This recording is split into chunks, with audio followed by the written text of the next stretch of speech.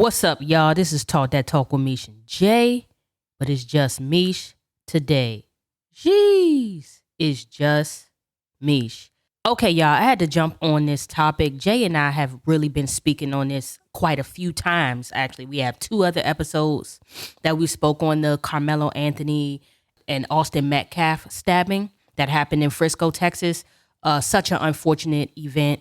Like I said, I've always been on the stance. Like, I really hadn't really taken a real stance in this situation, other than the fact that I don't condone anyone being unalived. And I know that far as Karmelo Anthony is concerned, he's saying that it was self-defense. And so he has to go to court and prove that it is self-defense. Because if he cannot, he's done in. You know, that's just how I feel about it. But at the same time, he was under that tent, minding his business, from what I also understand, and Austin came picking with him, making him move. So that's a little bit of the story. It's not completely the whole story as far as a lot of people are concerned, because the race baiting is really, really happening right now. And it's crazy because I was just speaking to my sister-in-law earlier before I start seeing all this online. And I was saying, like, you know what? I think that this is supposed to cause a racial divide. I think they particularly chose this story to put out to divide blacks and whites, because it's been a lot of things that Trump has been implementing, you know, rolling back DEI and all the conversations around that. It has been making our white counterparts and us black folks as well come together and speak about what's happening in our government and the things, and people losing their jobs and situations like that. So I am taking the stance of, I believe that, I don't know that this case is cut and dry, because this is a case between 2 young boys, you know, honestly, 17-year-olds, they're babies in my eyes. So I do feel that this is just such a sad situation that happened between 2 boys. It doesn't have to be black and white. I also found out that there is a similar case that went on in Texas at a school of 2 boys around the same age. And one of the boys was named Kason Allison. And I believe Allison stabbed another student. I think this was a dispute over a girlfriend or something. I'm not sure about the whole story. But one boy got stabbed, and multiple times. And it was a planned fight from what I'm understanding. I don't know the young man's name who was stabbed. I have to really figure that out. But I say all this to say, why is the media not covering that story? Why did that story not blow up? You get what I'm saying?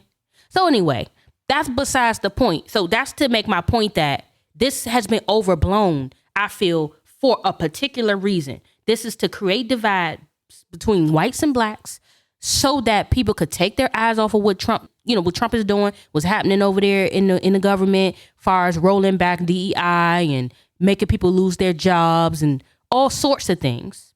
Okay? And get yourselves back focused on each other.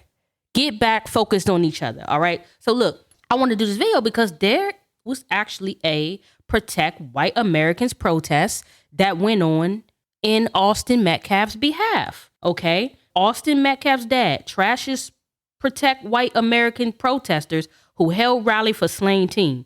And he said, they don't give a about my family, which, you know, I don't blame him for saying that. So the father of slain teen Austin Metcalf slammed protesters who held a rally against his son's accused killer, calling them race baiters who want to spew their narrative for their own agenda. The dad, Jeff Metcalf, spoke to the Post on Saturday, hours after a group of demonstrators gathered at the stadium where Karmelo Anthony, 17, allegedly stabbed Austin Metcalf, who's also 17, in the heart at a high school track meet in Frisco, Texas. Organizers from a group called Protect White Americans condemned local authorities for supporting what they call anti-white hate and anti-white violence by releasing Anthony, who is black, on bond. Because, of course, his bond was $1 million, as well as the Kason Allison person. I heard he had $1 million bond, and it was reduced to $250K. So, very similar case, but for some reason, it's like, you know, they are just black on white crime is much more trendy and popular now, which we have proven since online, you know, it's a lot of discussion going on around it. And so it's important for us to really delve in that. But I'm going to put some couple clips in here so y'all can see what's been going on with the protest.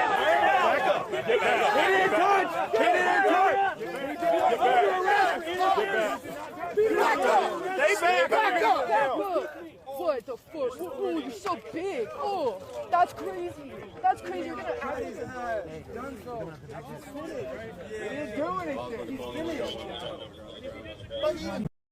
Would you be willing to stand by me in a press conference or in an individual interview and talk about this issue that is larger than Austin at this point? God rest the beautiful young man's soul that would have been one of our strongest voices if he was still alive today. Yes, I am, sir. Okay, I'm not trying to speak. You are part of the fucking problem, my friend. You're trying to create more race divide than bridging the gap. I do not condone anything you do. You do not have any fucking... That's called white guilt. No, let it talk. My son, let me finish. I give you your time. You take my son's face off your website. I am not associated with you. You're creating more Austin Metcalfs with your weakness, sir. You are creating more Austin Metcalfs with your weakness. Here, you are being weak. I gotta be honest with you about that, sir. You're being weak. And also, of course, Austin Metcalf's father, Jeff Metcalf, is not for it. He's not having it. He definitely stated that he's not for the propaganda. He's always stood firm that this is not a race thing for him or his family. And he doesn't appreciate the race baiting. And I can totally agree with him. I can give Jeff that, he is standing his ground on that. So I'm wondering, why is this still being pushed as a racial thing? Because this protest is a protest for protect white lives, as if African Americans are just going around unaliving white people, out the blue all the time. Like it's happening all the time. I'm confused because I don't think that's happening. I don't think that's happening for real in real life. Okay. I really don't. And it's also the part where they accuse his father of white guilt as well. Like, I think that is crazy. All right. White guilt is crazy. Don't get me wrong.